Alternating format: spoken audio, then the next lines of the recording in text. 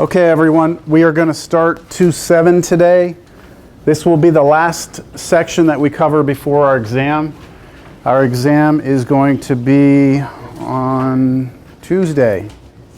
So we will have today, we will have Thursday to cover this, and then we come in the following Tuesday or next Tuesday and take an exam over pretty much all of Chapter 2, everything that we've covered. Really, it's going to be from 2.3 through 2.7. Doesn't sound like much, right? 1, 2, 3, 4, 5 sections. But it's a lot, right?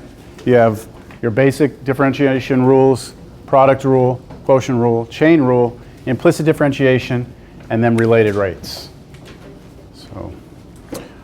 All right, I am really trusting that you did watch the video for this because I'm not going to go through and read this verbatim, and I was hoping you would have some familiarity with the problems that we're going to be talking about. So the first problem is this expanding circle. So the main goal today is that we have an equation that somehow relates variables together. And what we want to know is if one of the variables is changing, how that change affects the other variable, how they are related, the rates of change, how they are related to one another, which is where the title comes from, related rates of change. Almost every problem that we will do, we will be using time as the independent variable. Remember we said with implicit differentiation that you differentiate with respect to a variable, and I got you to a point last week where we differentiated with respect to t. I said that was going to be time later. Well, later is today. So we are going to be differentiating almost all these problems with respect to time. The first example is a very basic example because it's a very basic geometric shape. And the idea here is that you have a circle that is expanding, right? So that its radius is always changing at the same rate. Did you all understand that in the video? This is, if you measure the distance from the center to the radius, if you just watch that point move across, that point's moving at the same speed the whole time, all right? But the area does not change at the same rate all the time. How fast the area changes depends on how big your circle is. So I think one way I can help illustrate this a little bit, let me go back and take this to, let's get, our radius looks like it's about 2, right? Right there. And the area here is that, right? If I just jump up and I increase the radius from 2 to 3, which would be here, then now my circle is this big, right? It has a new area. And the amount of area that I added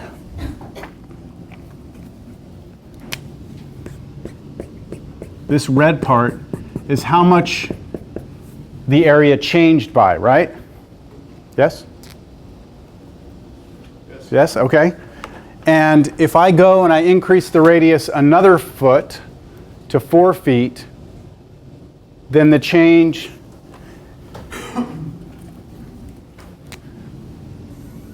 is this blue part.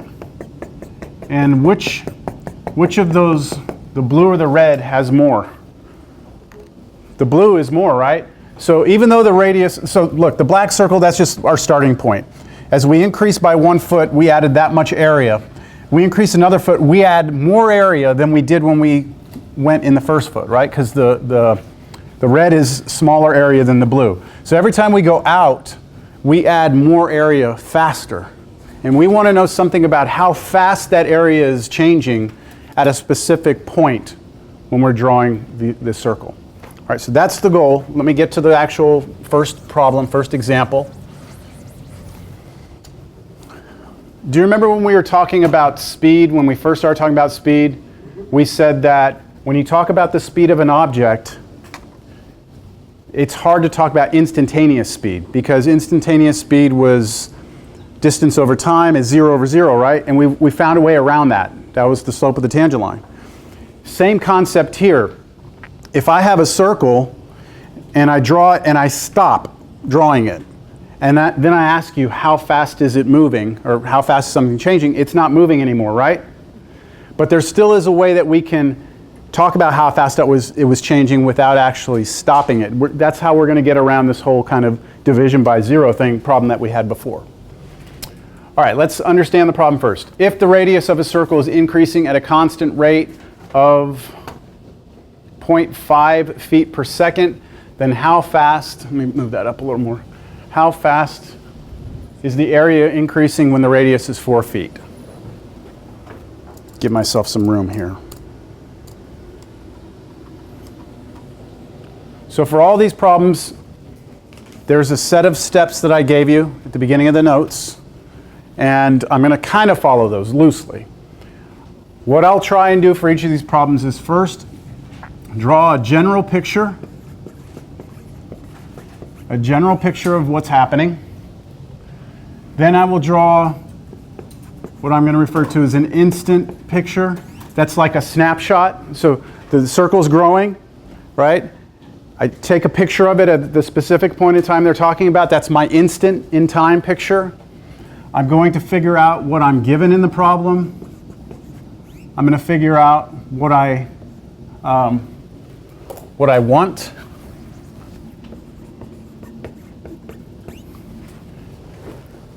I'm going to come up with an equation.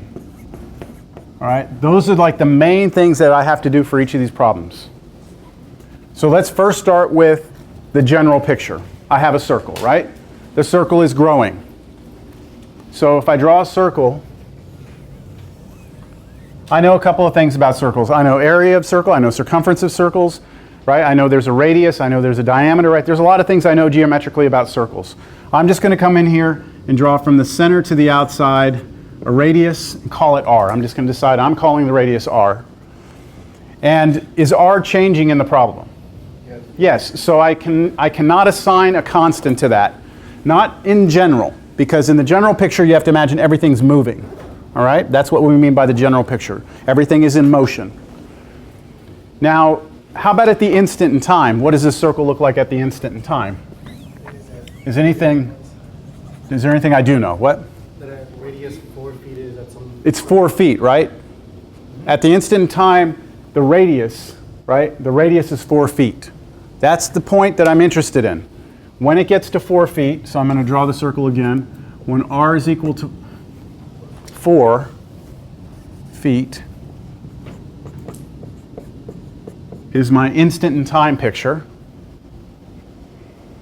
And then I'm going to, I mean, you don't have to do these in order. You can skip around. It doesn't matter. You know, sometimes you'll write down what you're given first. Sometimes you'll write down what you want. Okay. Sometimes you'll write down something here, and then you'll have to go back here and change this because you used a different letter. It's kind of a moving target. Okay. How about something that I'm given? What am I given in the problem here? The radius of the circle is increasing at a constant rate. Rate is a speed, isn't it? Yeah. Rate is a speed. Speed is a derivative, right? D something, D something. Yes? Yeah. That's the whole point of the tangent line slope, right? We could look at it as a speed. The radius of the circle is increasing at a constant rate of 5 feet per second. So I'm going to write that down in what I'm given. I'm given that the radius is changing. So I'm going to say dr dt is 0.5 feet per second. You agree with that?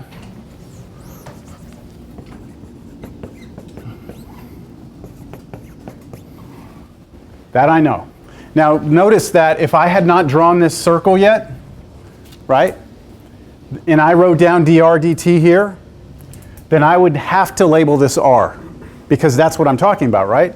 If you just, because you're a rebel and you didn't want to use R, if you used X here, then this would need to say dx dt, all right? You got to make sure your variables match, your pictures match your information, understand?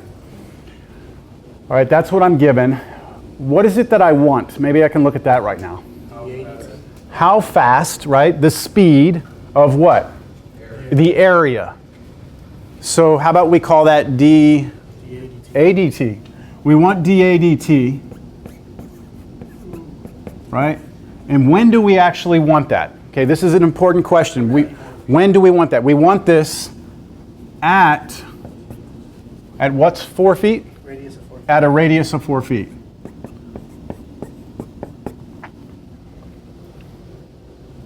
Any questions?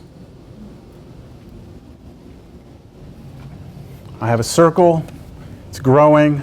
I drew the radius because it looks cute to have a radius in there. I realize at the instant time the radius is 4. My given information is how fast the radius is changing. I want to know how fast the area is changing. I want to know how fast it's changing at that specific moment, right? At this point, we take a step back and we ask ourselves, can we come up with an equation, any equation, that somehow connects the variable here, which is area, to the variable here, which is something we are given information about? We know the area of a circle. The area of a circle is pi r squared. Any equation you can come up with that has those two variables in it is fair game. And we're going to write that equation down. Any questions?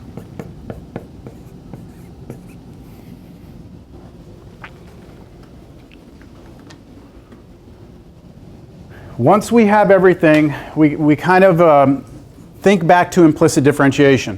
When we did implicit differentiation, most important thing was knowing what we're differentiating with respect to, right? And in this case, we're going to differentiate with respect to time.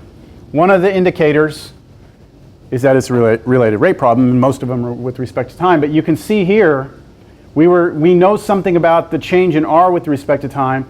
Here we know about the change in a with respect to time. So if I have this equation, if these two things are ever going to appear, then I need to differentiate this equation with respect to time, right? Because that will make dA dt and dr dt pop out of here, won't it? If I differentiate this with respect to x, I'm never going to see a dA dt, am I? Right? So I'm now going to, at this point, differentiate this equation with respect to time. Got it? What? What we will not do, what you will never do, is get this equation and say, but r is 4, and then plug 4 in here. Because what you've done, once you do that, you have stopped the circle from moving. And if it's like me running, right? And if I'm running and I'm like, hey, like right there when I snapped, like how fast was I going? You can talk about that instantaneous speed, right? But if I'm running and I say, okay, how fast am I running? And you stop me, and I'm stopped, then what are you going to tell me? 0. So if you make that a constant, right? If you make that 4 squared 16, this whole side is a constant, and when you differentiate, you're going to get 0. So you cannot replace the variable until after the differentiation takes place. So let's take the derivative. Yes? Question? Oh. So here we have the derivative of a. We're doing both sides separately. So derivative of a with respect to time would be dA dt. That's pretty clean, right? There's no craziness there.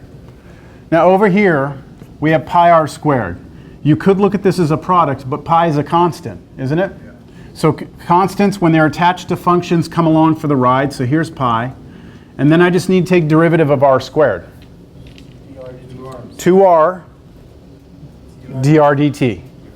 So 2r dr dt. That's the chain rule happening, right? Take derivative of something squared, the 2 comes out. It's that something to the first power. Then times the derivative of what was down there. The derivative of r with respect to t was the dr dt. We all good? Okay. Once you've taken the derivative, what we'll do is we'll just take a look at it and make sure that we have all the information we need.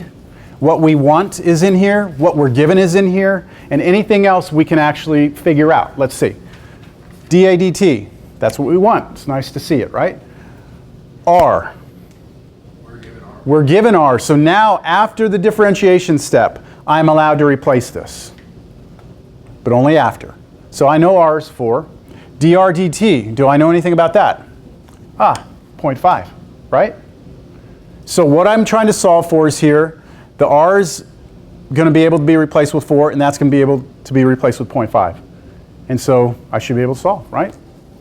So I'm going to plug this in now. dA dt is equal to pi times, I'm going to do this answer 2 different ways, and I'm going to let you choose how you want to do it. 2 times r, right? 2 times, what was r? 4 feet, okay? That's the first, this is the first way. I'm going to include all my units when I'm doing this computation. Times dr dt, which is 0.5 feet per second. When you say feet per second, you really mean this is over like 1 second, right? That's what that means. 0.5 feet per second means 0.5 feet per 1 second. All right, if I do this, let me do some multiplication here. 2 times 4, 8 times 0.5, that's 4, right? So you get 4 pi. 4 pi. 4 pi. Now what about my units? Feet, that's feet squared. Per second. You want us to leave it in pi? Yeah, you can leave it in pi.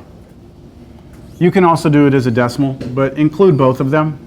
You know, like write that down, then on the next one go to your decimal.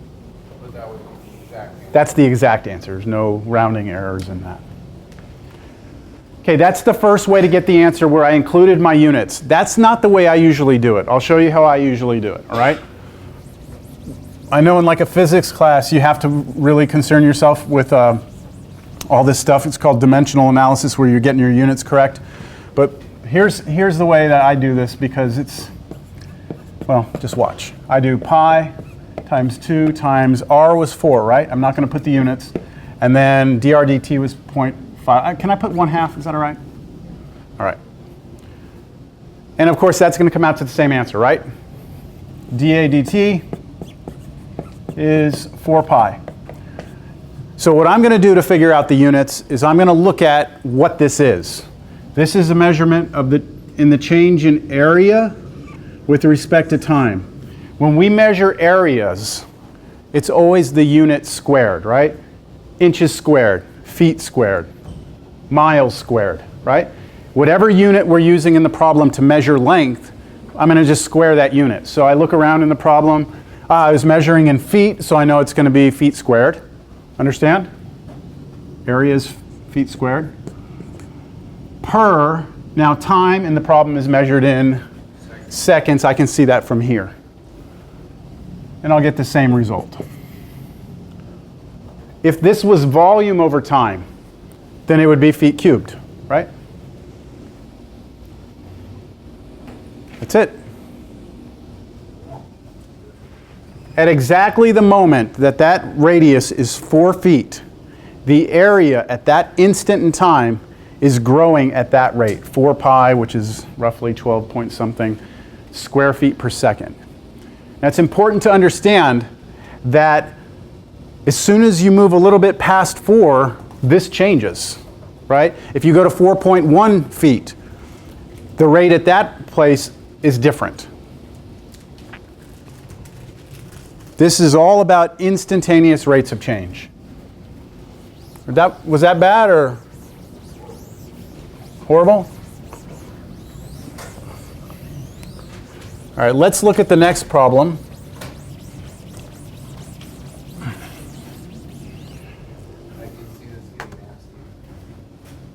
The next one is the same exact situation. We have an expanding circle again, but this time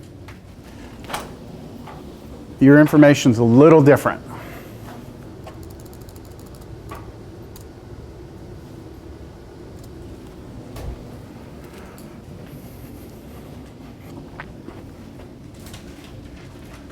The area of a circle is increasing at a constant rate. That's different than the last problem, right? Last problem said the radius was increasing at a constant rate. So I brought this thing in because I was going to actually demonstrate this, but I figured it wouldn't work out. I just happen to have a jar of honey sitting on my desk. So if I were to take this and start pouring this out, I was going to pour it out, but then I realized like it's been there for like a year or two, and it's not pouring. So if I were to pour this out, it would start creating this circle on the ground, right? Of course it would have height to it, but forget the height. I was going to pour it onto something, not just on the desk all like that. It would start forming a circle, and that circle would start growing, right?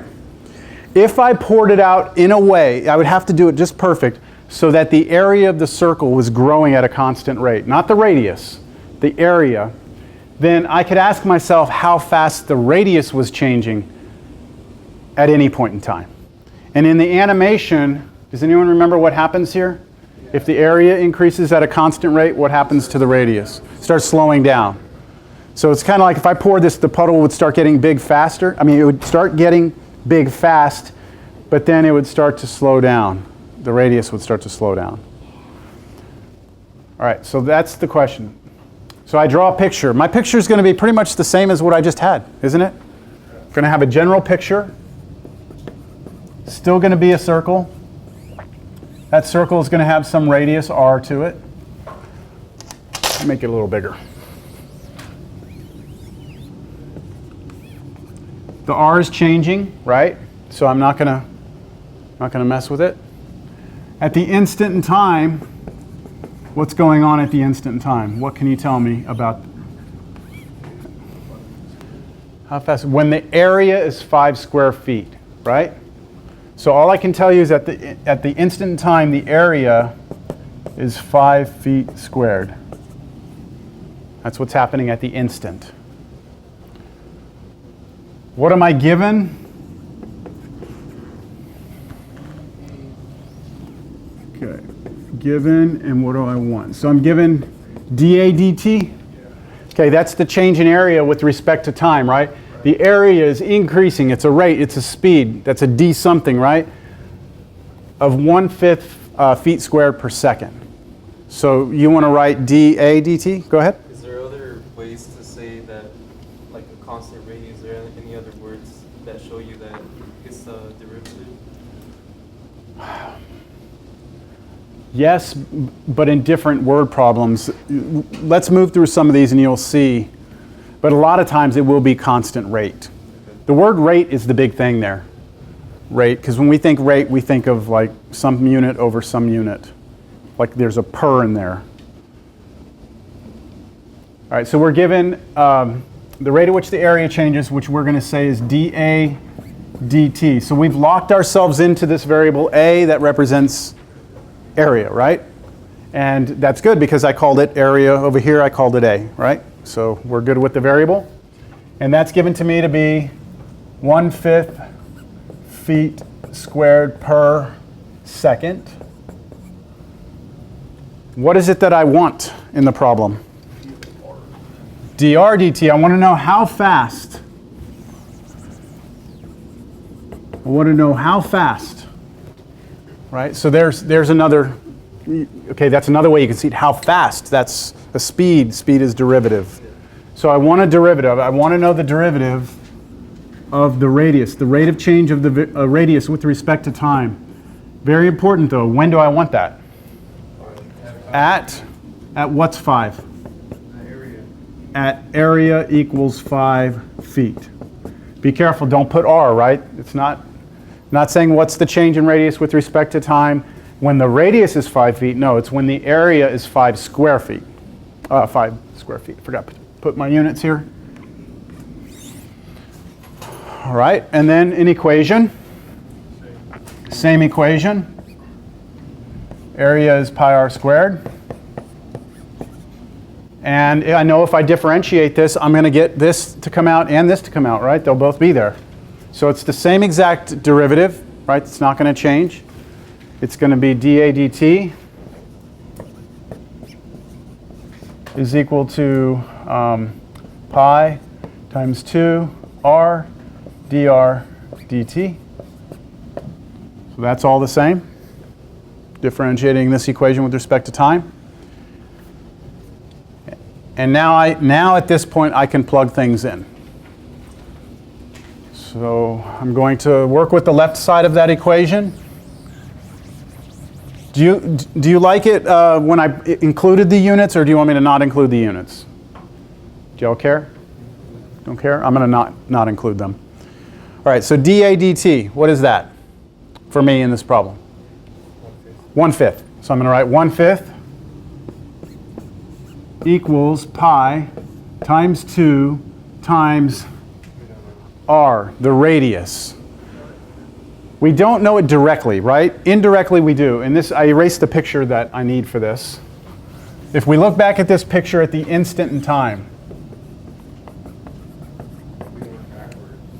I knew that the area was 5 feet squared, right? At this point in time. If I know the area of something, I can find its radius. If I know the area of the circle, I can find the radius. Because I know that area is pi r squared, I know that that must be 5. And I can solve that for r, can't I? So solve that for r. What would you do? Divide by pi. Divide by pi, then take square root. And then take the square root.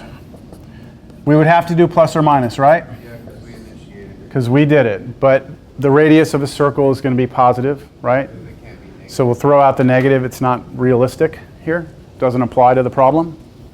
Everyone understand where I got r? I'm working with this instant in time. If I knew the area, I could always go back and recover. Now, I said this in the beginning of the notes.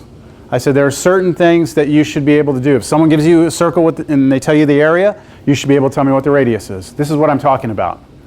Someone gives you area, you should be able to recover radius. So that's going to go right here, right? That's going to go here. So I have root 5 over pi. And then what? dr dt. And that's what I'm trying to solve for, right? Do you really like? Do you have to leave it like that? Because I just put in decimals. Or is that like, You want to keep it exact. Yeah. All right, you ready to keep working with this? I'm going to clean up the right-hand side. I'm going to write 2 pi, if that's okay, instead of that. And I'm going to write root 5 over root pi. I'm doing that just to help you see what you could do here. What's pi over root pi? So, like, what's x over root x? That's just root x. You could do x to the first power of x to the half power. That's what this is. 1 minus a half is a half. So that's x to the half. That's square root of x. Agreed? So that's just root pi. So 1 over 5 equals 2 root pi. Oh, and hey, I have a root 5 there, don't I? Also? Yeah. So I can put those together under one root. Root 5 pi is dr dt. You'll still understand what I'm doing there?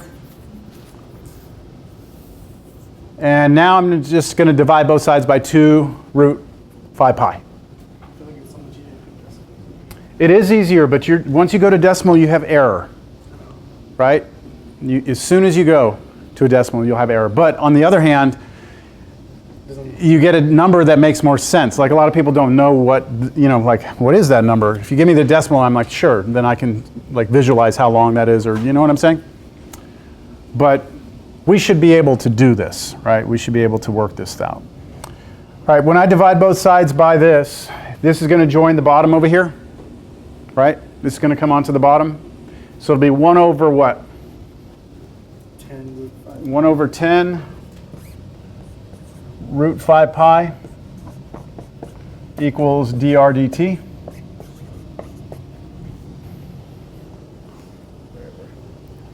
And now I need my units. So when I go to get my units, I look at the two variables here, r and t. R is the radius, isn't it? Radius here is measured in, well, all my units are in feet, right? Like feet squared. So my radius is going to be measured in feet. So this is going to be feet per time. Time is measured in seconds. So this I don't want to squeeze it in there, I'll just put it up here. So my answer, dr dt, is 1 over 10 square roots 5 pi feet per second.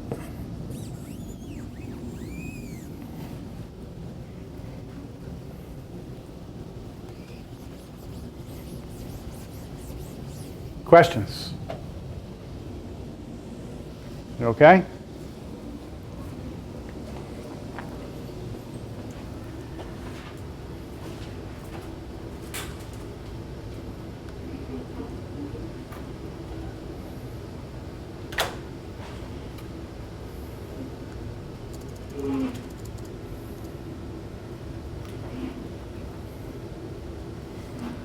Next example is a sphere. So a sphere is like a balloon, right? Let's imagine like a perfect spherical balloon that's being blown up.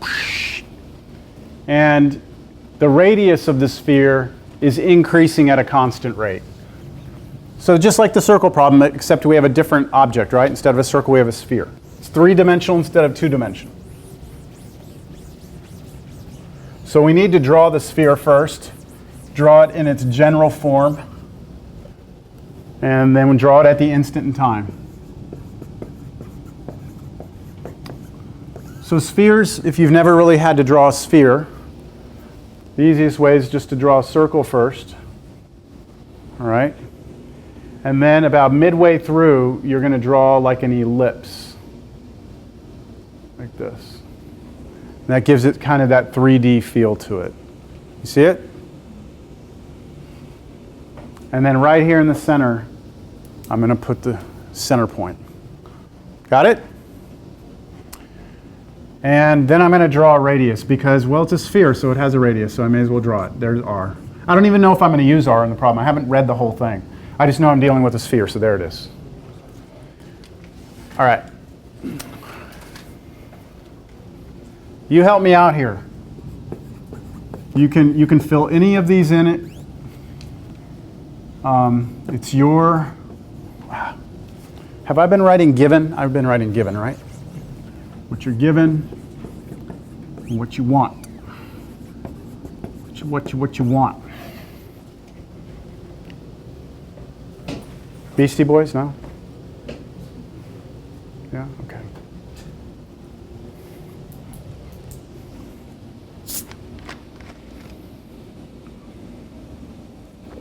Oh, I'm asking you, if you were doing this, what would you do next? I drew a sphere for you. Or given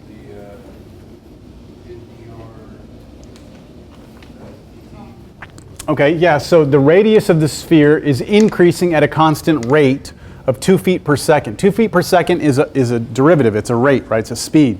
And it's the speed of the radius. It's how fast your radius is changing. Do you all understand how you could interpret that into dr dt? So that you could write down right now. dr dt is 2 feet per second. Now, if I'm going to do that, I've now assigned a variable, right, r? So I need to make sure I have r in my picture, which I do. Anything else? What else? You tell me. 36 pi. At what? 36 pi. Where do you want me to put that? is it the given? Given? No, wait. Yes, okay, I'm glad you're saying this. Yes, I am given 36 pi cubic feet, right? But read this whole part. How fast is the volume increasing when the volume is there? So remember, this thing's growing, and then they're telling you where you want to actually take the snapshot picture, right? So that is going to go here, but I'm not going to put it under given. I'm going to actually put it in what I want. Okay, so what is it that I want? How fast is the volume? So I could write that as what? dV over dt is what I want. But at what moment in time? And this is where your 36 pi, what is that though? I can't just write at 36 pi feet cubed. I need to assign a variable to it. So what is this? V? That's the volume, isn't it? That's a volume. What they're giving you there is the volume.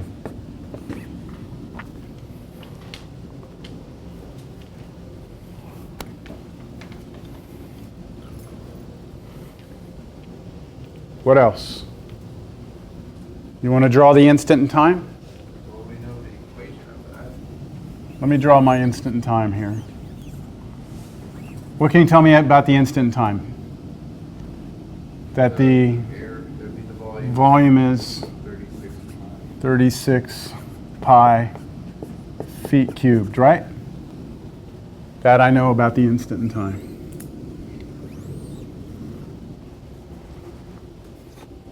I think that's it. I can't think of anything else I can do except go for the equation at this point. Why can't we label the radius as 2 feet per second? Where? Here? Because if you label this 2 feet per second, then it's still moving, right? 2 feet per second is the speed, and this instant in time, that sphere is not growing right now. Now over here, you could incorporate the 2 feet per second, but you can't say r is 2 feet per second, because r is how long it is. dr dt is how fast it's moving. Do you understand the difference? The most you could do, and this is going to come up in other word problems, is say, hey, you see that point right there? That point's moving at 2 feet per second. I could just keep that in mind, right? That point's moving at 2 feet per second, but I can't label this 2 feet per second. Understand? Any other questions? All right. Equation. You need an equation that relates which two variables?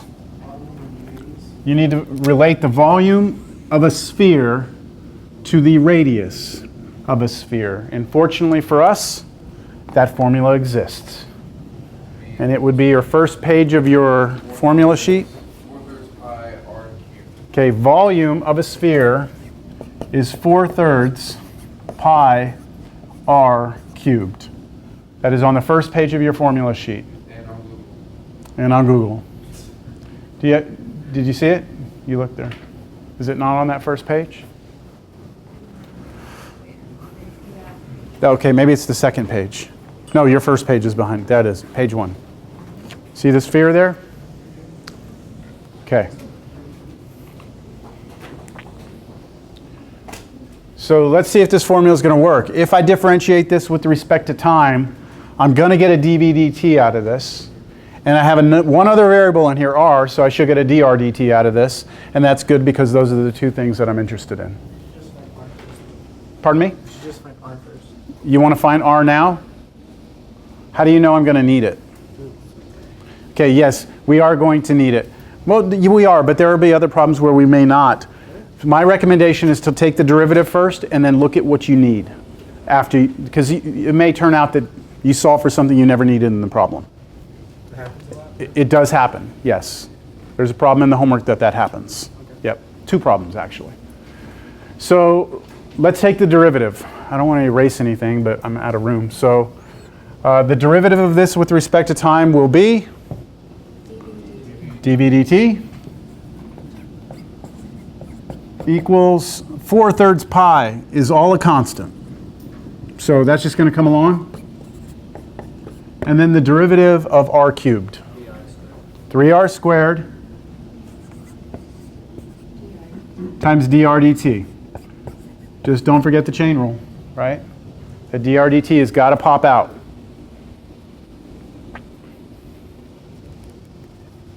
Now at this point, let me look at, inspect it, make sure I have everything I need. dv dt, do I know what that is? Well, that's actually what I'm trying to solve for, so that's okay that it's just there. 4/3 pi, 3, don't worry, r squared. Do I know what r is? I don't know what it is directly, but in the instant in time, if I know the volume, then I should be able to get the radius, shouldn't I? So I'm going to have to go recover right now r. Does everyone see that?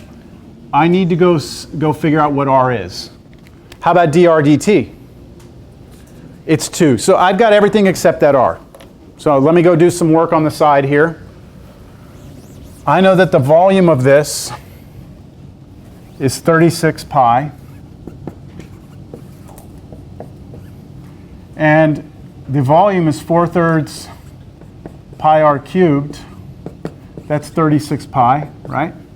So if the volume is 4/3 pi r cubed, that has to be 36 pi. I can solve this for r. this solves pretty clean, doesn't it? You can divide pi on both sides, and it's gone. And then I can multiply both sides by the reciprocal of this. So what would that turn out to be? R cubed is 27. Oh, and look at that. You take the cube root on both sides, and you get R is 3. When you do cube root, do you have to do plus or minus? You do not. On even roots, when you do the even root on both sides, you must do plus or minus. When you do odd roots, you do not have to do plus or minus. So R is 3. So we're there. We should be able to go to this nice differential equation that we have here. Well, I'm sorry, that's not incorrect what I just said, but I don't want to use differential equation in here, so let's just say this is our equation that involves our derivatives, right, with respect to time. And let's just fill in the blanks. dv dt is my left side, equals, do you notice that that 3 and that 3 canceled? So I have 4 pi. Now I have r squared. So r was 3. So 3 squared times dr dt, which was 2. And I'm not putting any of my units in. What is that?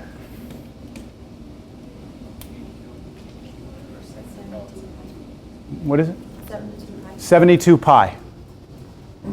So dv dt is 72 pi.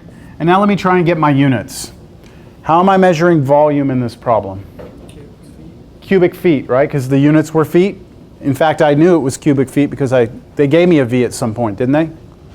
So I know this is cubic feet per second again. Every problem we've had has been second, but we'll try and do some that have something other than seconds. You prefer not to have something other than seconds? Unfortunately, we don't always want to work in seconds, though, right? I mean, I've been doing some work with my drone where I'm pulling the data off the drone to do some stuff, and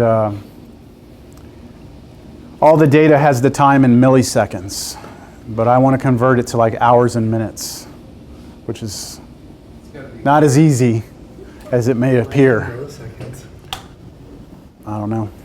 It doesn't, because computers don't care how big the numbers get, right? I mean, they do, but It's only 1,000 milliseconds. It's still big. I know.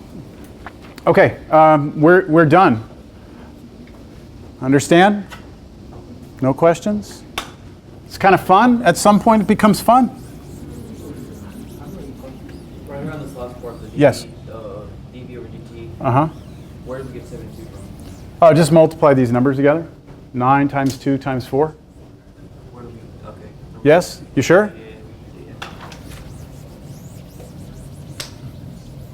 I actually didn't do the computation. I trusted Laura's answer, which, I didn't Yeah. have the 2, I don't know what I had. that was the dr dt. I didn't have it written down.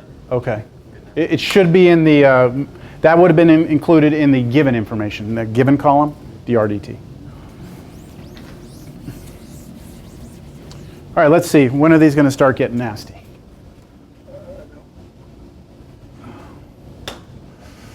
Plain one. How about this one? This one looks unassuming, but it actually turns out to be a little bit rough.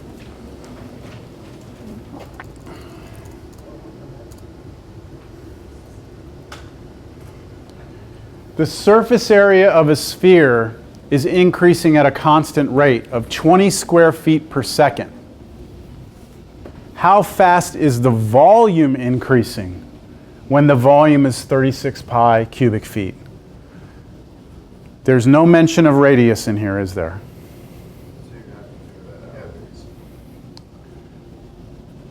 Let me draw my general picture.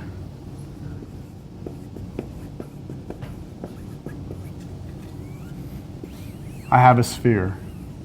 Congratulations. I could put the radius in here, but I don't think the radius is going to play any role in here, because what are the two things that I'm trying to connect together here? What two variables have to be connected? Area and volume, right? Do you mean then? Where? If you look at 20 feet per second, then Yeah, that should be then.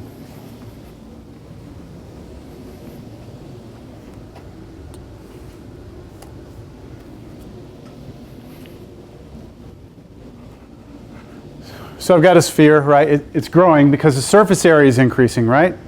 Surface area. You all understand the difference between surface area and volume, right? You sure? Okay. At the instant in time, what do you know about the instant in time? What's 36 pi? Volume. I know at the instant in time I'm talking about the volume is 36 pi cubic feet.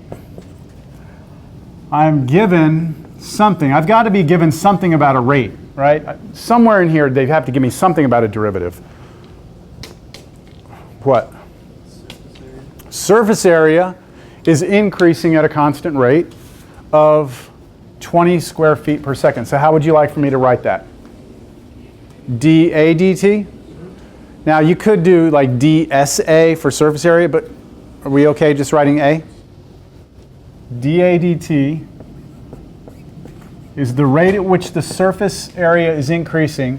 It's 20 square feet per second. What is it that I want?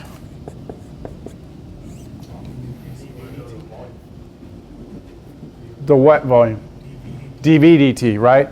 I want to know the rate at which the volume is changing with respect to time at exactly what moment in time? at 30, when the volume. When the volume, so at V equals 36 pi cubic feet. Are you starting to see like a pattern to all of these? You've got your general picture, which in this case didn't help much. What's happening at the instant in time, identifying that. What's given, the rate here, what we want, how fast is the volume increasing at a specific point. So here, what should we be looking for now? An equation, right? An equation that relates surface area and volume together. Uh-oh. Yeah, what do we know? Let's write some things we do know. We do know that the volume equals 4/3 pi r cubed. The problem with that formula is that it has nothing to do with area, does it? Surface area. If I differentiate that, I'm going to get dV dt and dr dt. But I have no information about r, do I? Okay, so what about the area? Isn't there a surface area formula? What does it say? Yeah, area equals 4 pi r squared. That's another formula that it has to do with spheres. It tells you the surface area, but what's wrong with that formula? It has A and R again, right? R, but I don't have any information about R.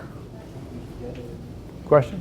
No? I was going to say, don't we have to differentiate A with respect to volume, area with respect to volume? With respect to volume, then you're going to have dA dV, but we don't have any, none of these rates are with respect to volume. They're all with respect to time.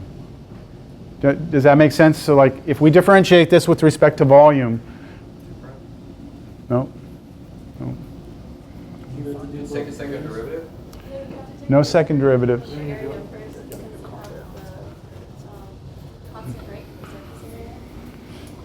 How about this? How about this? There's probably more than one path to the correct way, all right? But let me suggest this. Can I solve either one of these equations for R? Yes. Yes? Which one would you prefer to solve for R? Which one? The volume. You want me to solve this one for R? That looks nicer to you? Yeah, it's just easier because the other one you have to, because you don't know area, you have to find area, so you have to use the ADT in that equation. You also have the same volume loss. Because you don't know what the time is. You know, well, the good news, you can do either one. Okay, you can solve either one of those for R. It's up to you, all right? I am going to choose to solve this one for r, and let me explain why. Because if I solve this for r, whatever that is going to get plugged right in here.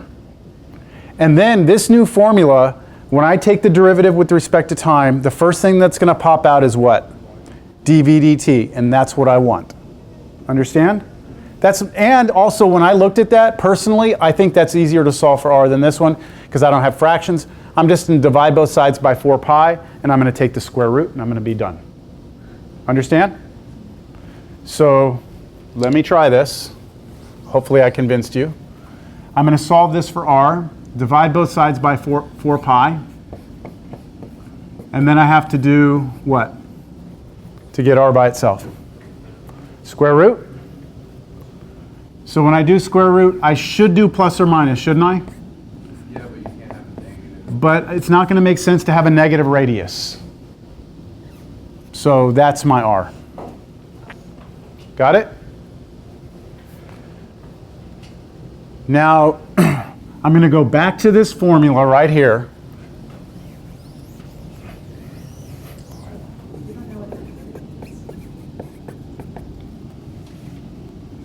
Not yet.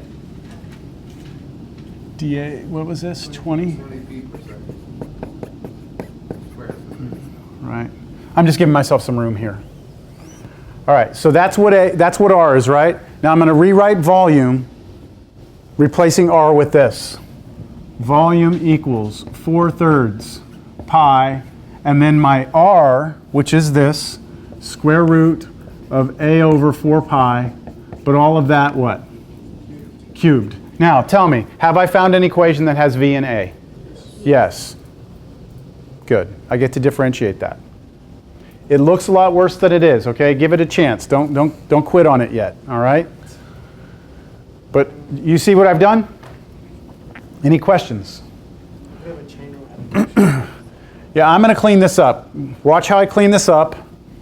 And I think when I clean it up, I'm hoping you'll appreciate me cleaning this up. All right, how about this?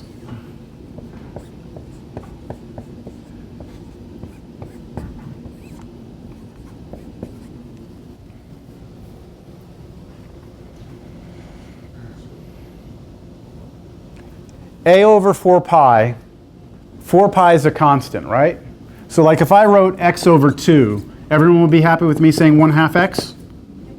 Well, that's what I did here. A over 4 pi, I'm rewriting that as 1 over 4 pi a. Because that's a constant, and I don't need to do any quotient rule, and I don't even want to mess with it. It's just a constant in front of my function, right? Understand? Where did the 3/2 come from? You put it underneath the square root. The square root means I'm raising this to the 1/2, but raising something to a power and then to another power, you multiply the two powers. So 1/2 times 3 is 3/2. Do I need to show that, or are we good? We're good? Okay. Now I can do a little bit more because, well, I mean, I could differentiate right now. But let me ask you, could I split this up? Because that is a constant, could I get that out of here and separate it from this guy? Yeah. I could, but I don't need to, right? I don't need to. So would y'all like me to leave it alone or try and split it up before I do the derivative? Just leave it? Okay, I'm going to leave it. There it is. Derivative time. I'm going to box this because this was an important formula, wasn't it? Like, that's what I'm going to work on. That's the whole thing. My whole problem depends on me finding that formula. And now differentiate. So derivative of the left side, dv dt. That was nice. All right. I have a constant in front of this whole thing, right? So it'll come down, it'll come with me. It'll come with me, right? That's just coming with me. Now let's just focus all our attention on this. That is something to the 3/2 power. What's the derivative of something to the 3/2 power? 3/2 comes out. All of that stuff in there raised to what power?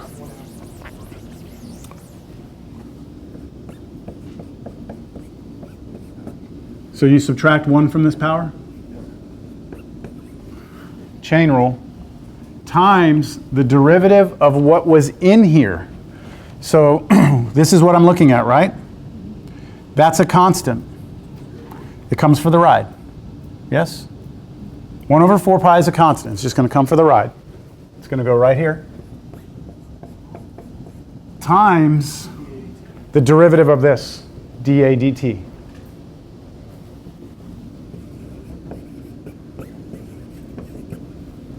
And that's the derivative.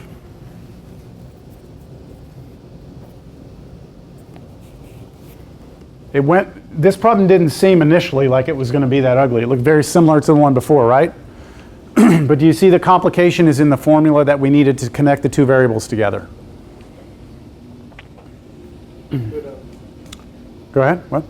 When you always want to put the volume and the area of a sphere, would you generally just kind of jump to this equation?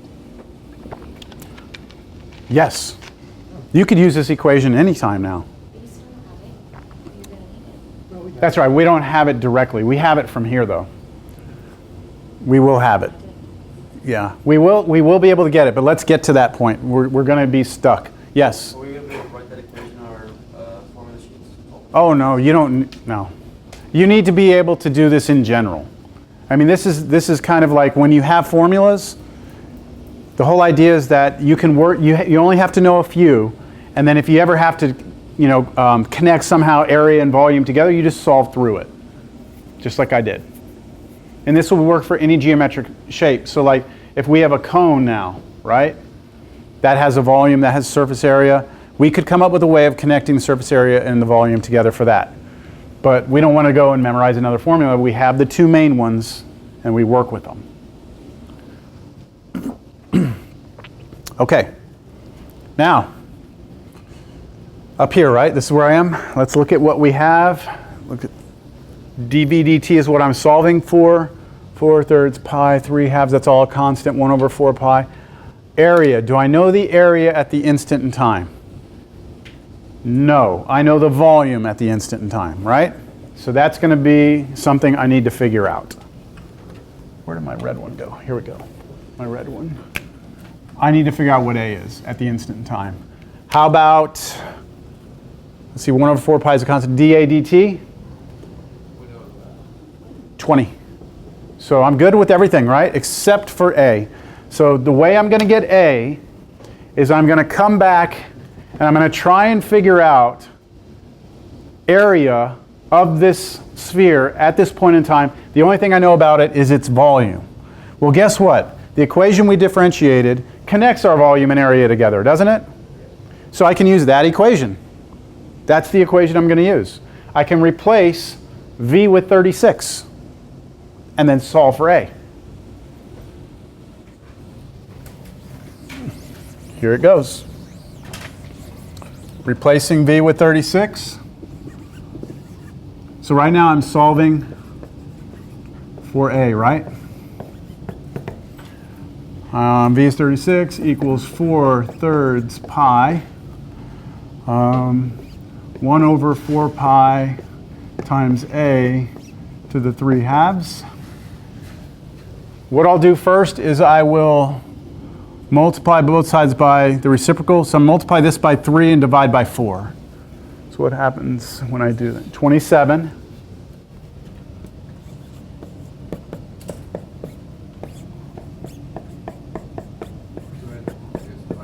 I'm going to divide by pi on both sides.